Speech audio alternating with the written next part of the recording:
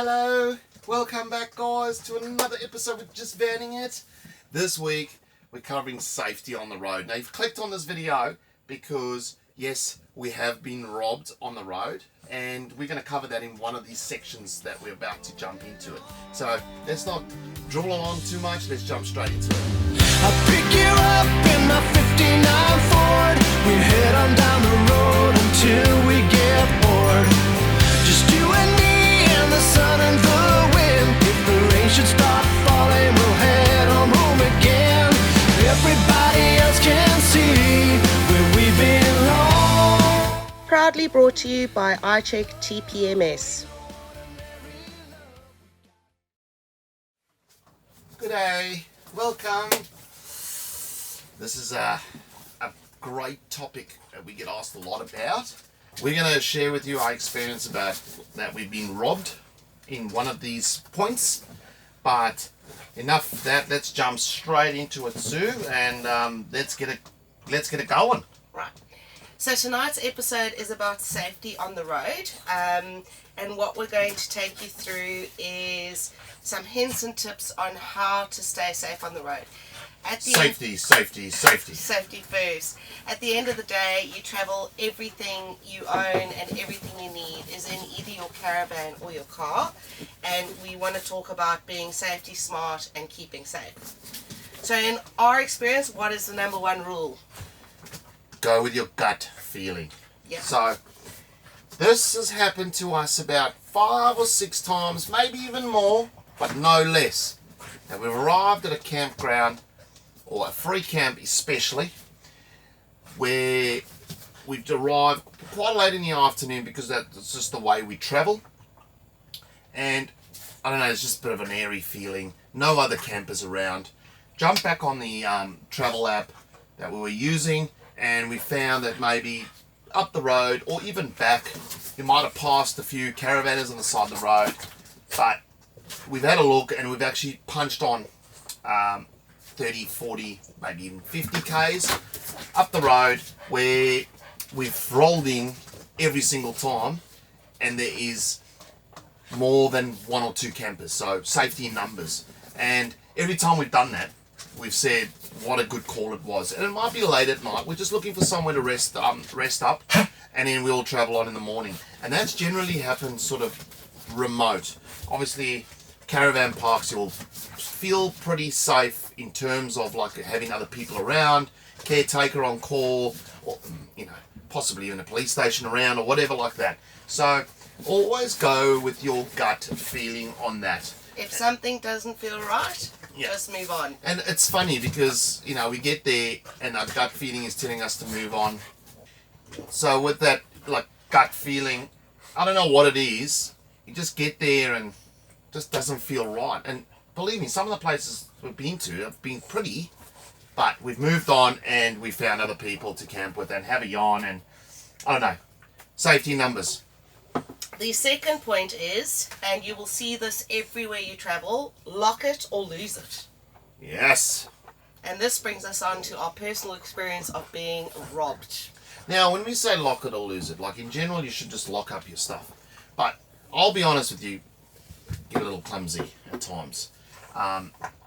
Generally, people would think that because I'm in a caravan park, I can leave my camping chairs out, and there's nothing wrong with that because I think we still do that. But generally,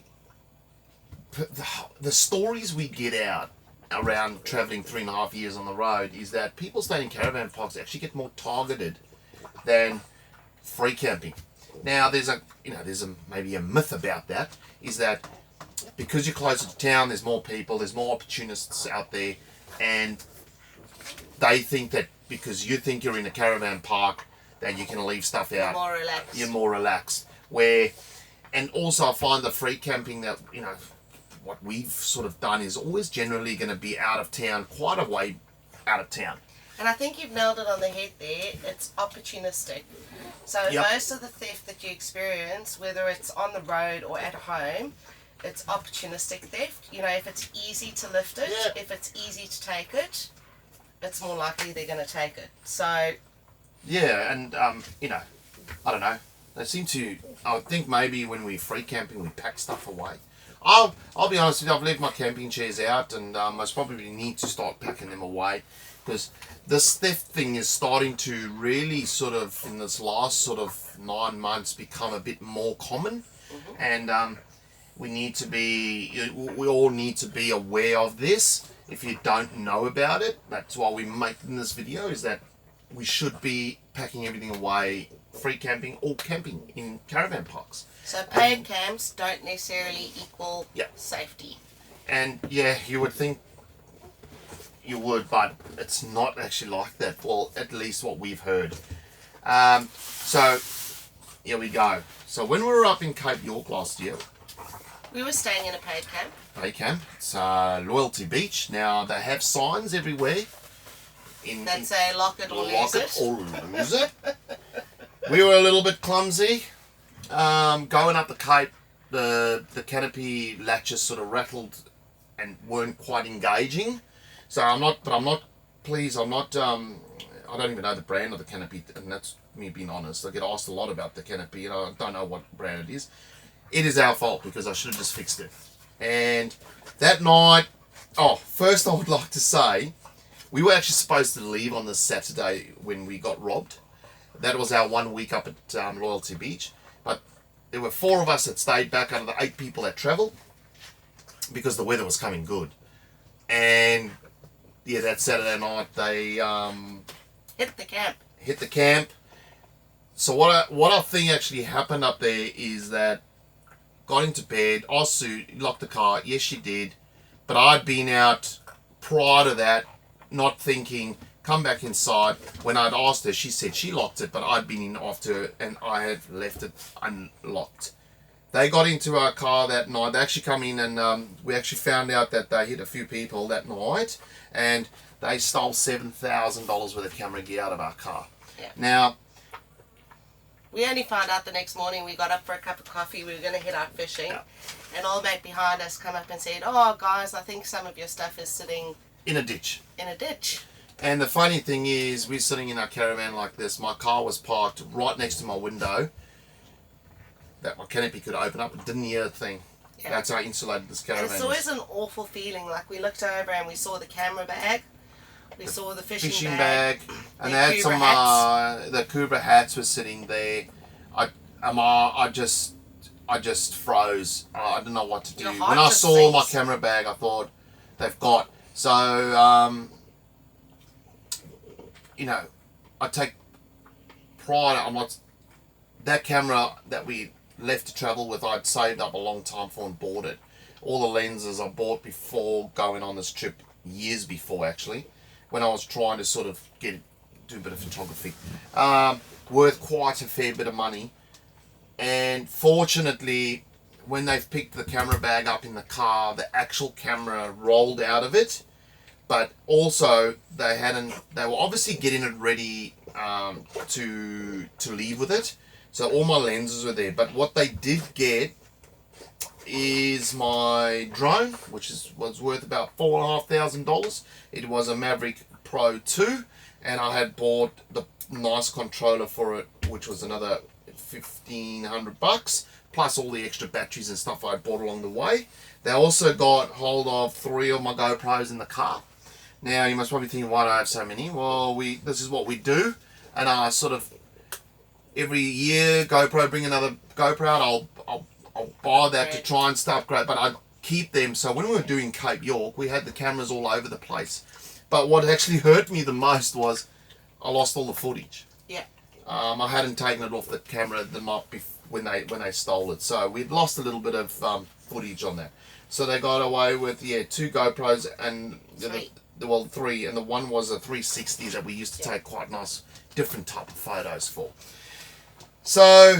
But the positive side of it was because they did drop the camera bag, they dropped the fishing bag. If they got away with my camera, we would have been $20,000 out of pocket. Yeah. So I suppose there is a little bit of a bright side. There's a bit of a silver lining on that. Yeah, and I know like a lot of people must probably sitting in front of the TV or whatever device you're watching this on, and most probably think, you didn't record it, it didn't happen. In that moment, I just didn't. Too Well, upset. you know, my GoPros were missing.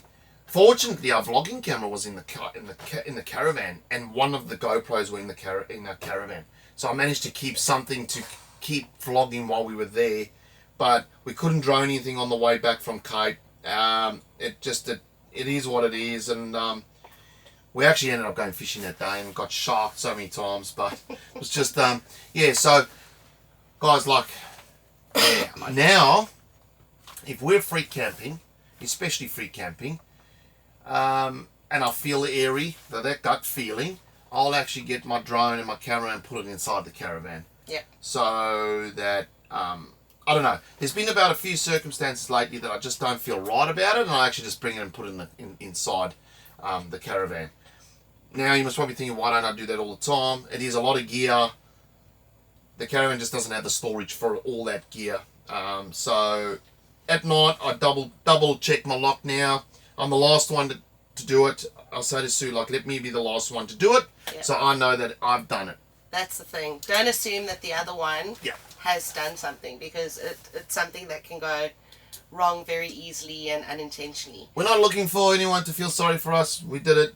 No, we're all good. We're all we're good all now. good. Derek's happy. He's got some new equipment, so It's taken a while, thanks to you supporting us. I've managed to save up as we went along, and I've managed to replace the drone, and no GoPros have been replaced. We're just knocking on with the one GoPro, and yeah, that's so. But I think another thing to take from this is, just because, and I'll say it again, just because it's a paid campsite, it doesn't mean that it equals safety. Yeah. In fact, a lot of the stories that we do hear from our friends and other travellers on the road, the theft has predominantly been in paid campgrounds. We had very good friends stay up at a very popular high-end campground in the Sunshine Coast, and while they were sleeping, they literally lifted the electric bikes off the front of their van directly above their heads where cut they the were chain sleeping. off.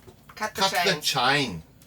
This is like where it's coming to, and believe me, the reason why we're making this episode is that this last 9 months, maybe even a bit more, it's just become more and more. You're hearing about it more and more and more. Yeah. And Friends running around the van in their undies. you know, that night that they Getting hit us on people off. that Saturday night, they come through and they took stuff out of my car. They came back a second night. They did, and that was frightening. Yeah. That they were actually brazen enough to come back in the second night. The only way we know they came back, now that second night, we started leaving all the lights on around camp, like it was like the Gabba, the football game at Gabba, where Georgie in the one van, she got up to get something out of the fridge, got it to her, whatever it was, and she thought something's not right. She opened the door, and they were actually in our camp again. You know, we called the cops. Yeah, it is what it is. They took my statement. They've said it'll turn up, but it's been over a year now. No one's called me to say, hey, the drone's turned up. I was actually more upset about the drone, because it was a good drone. I saved up a long time to get that drone. I looked after it. It was in one of those like hard cases with the sponge in it. Like, really looked after it. And yeah, I didn't have a drone for a while. And when you're making this content, you know, we try and get the best footage, best angles, best sort of all over the shop. And yeah, we had to go back to a little cheaper drone, which did the job, but we've managed to come right. But The other thing we get asked all the time is about leaving your van unattended. So this is where, if you're going out on a day trip or you're doing a hike and you actually want to leave your van unattended, how do we ensure that it's secured, and what do we recommend? So we're going to talk around recommendations for if you are leaving Now, your van. please guys, like, please don't say like what we say is 100% right. This is what we do. We've never lost our van. And we get asked this a lot. So before we even dive into this, love, I think what we should do is like read your insurance policy. 100%. Or even contact your insurance, because sometimes, like, I just don't want to page through I don't know how many pages and bullet points, and I just want to ring up and phone and say, what do I need to do? Right. Yeah. So on our van, we've got a DO35 hitch on ours. So Cruise Master make a lock for that hitch. Specific hitch. Yeah. So it goes in, you press it, you lock it, and it's done. Plus, I believe, and we need to actually read our insurance policy while we're making this, It is that you need a wheel clamp on your wheel as well. Correct. Someone has just mentioned that. Unfortunately, we can't get a wheel clamp where we are now, but the way we've been traveling the last month, we haven't been leaving our van unattended at any time. Yeah. So we need to actually check that ourselves. Also, you get actual alarms for your van nowadays. So you can get locks that have alarms, and you get alarms for in the van. There's an alarm. I'll drop it on the screen here if I can find it. I think it's called Wiki or something that you can get in your car. Our van has something not peculiar, I should say, but it's got another little thing that our power system is run by Victron in our caravan. It has a 4G dongle in here that you can put a little pay-as-you-go SIM card in it, and that will stay on wherever they can get Wi-Fi, and I would be actually be able to log into my portal, and I can know exactly where that caravan is. Yeah, you can actually track the coordinates of the van like a GPS. Yeah, that's just this power system that we've got. I'm not saying every power system has an option like that. But there are also different units on the market that you can invest in if you do want a tracker for your caravan, which is a good idea. We do go free camping, and we do lock our van up, and we do go exploring. Mainly free camping, but lock it in a caravan park too, because you know it's getting quite wild out there at the moment. So we've heard stories of caravans being stolen. Yep. Only recently another traveller's caravan was stolen. Yep. And you also watched that thing about the caravan in Great Ocean Road. Yeah.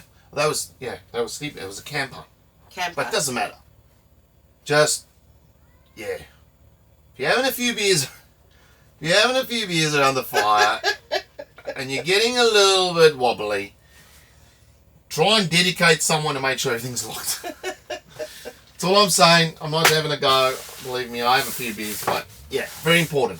Yeah. If you are also leaving your van, make sure you obviously put the pin in.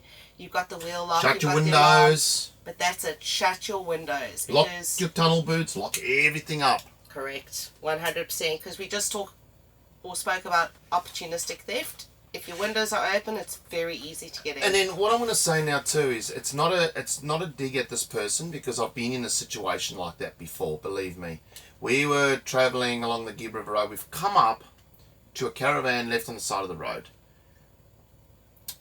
They obviously unhitched it because the wheel had collapsed, and they've obviously driven the car to the closest station where they could get reception and they could try and call for some help or get a tow truck in here. I've gone up to the caravan, doors wide open, hand on my heart, wide open. I'm knocking, saying, "Good day, is everything okay?" This is why this is what we do. We stop when we see someone that's in thing, or stop to make sure everyone's okay. No answer. I kindly shut the door. I've driven off. Another car's coming the other way with a caravan. I've radioed them. I said, "Guys, I'm pretty sure that these guys have they have broken down, but I'm pretty sure they've gone back. I will check the roadhouse down the road, but please, can you go?" They said, "Yes, we're stopping at the roadhouse." I said, "Please go to the shop and say that, guys, your caravan has been left open or unlocked." Yeah. And there's no one around that they can, So I know when you get into the situation that you've got to try and, when you break down, we've broken down, we've panicked, and we've come out the other side, all right? It's a big panic. You've broken down. Help is miles away. And you've jumped in the car together and you've gone, nothing wrong with that at all, but you've got to try and just breathe, calm down, and go, right, we need to lock the caravan and make sure everything's locked before we just leave the caravan, because that is when people stop and take stuff out of your van, and very quickly. And small things, even if they're there on the outside of the van. So things like bikes on bike racks, gas bottles that sit in your gas bottle holders, whether you've got jerry cans on the back of the van, make sure that they're locked up, because they're very easy to lift off and walk off with. What we try, I hope you can sort of see where we're trying to go with it. You can only be so prepared. If I look back to when we first left on our trip, we were like strapped for cash. We just wanted to get going, really. And a lot of these things we've chatted about, we didn't have because of the cash. I would say try and be sort of prepared for this, and make sure that you've got things like lockable wheel clamps and pins for the front. Make sure your hatches and that lock properly, and just, we don't want to scare you. Holy moly, bless you. We don't want to scare you. You just got to be alert of what's going on, and we make these videos so hopefully you can just sort of get that idea of what's happening out in this sort of industry compared to where you're at now. So when you go out, you don't just get sort of that shock that, you know, the touch wood, the only things we've lost was those $7,000 worth of camera gear. We've never lost a chair, maybe they don't want it. Never lost fishing rods or anything like that. I lost my thongs on a beach once. Someone stole my thongs. You know, we've made things to try and work us around safety. So I used to have my fishing rods on a pipe at the back of the caravan, couldn't lock it. So the fishing rods are now in my canopy when I lock it. Believe me, I do now. And yeah, we're just trying to be aware. We're just trying to be alert on what's going on out there, and we've been through it. So that's why we thought, you know, we would touch on this subject. Please share your stories with us if you have experienced theft on the road. If you have any safety tips for travel, drop in your personal experience in your comments below. We'd love to hear about them, what happened, and what you'd recommend to prevent it happening moving forward, and not just for our benefit, but everyone else who is watching this also reading the comments. Yeah. Alright guys, yeah baby, we're done. You guys have a fantastic few days. We're going to catch you in the next episode. If you haven't yet, hit the like and subscribe button down below. But from myself, Sue and Bobby, stay safe. See ya.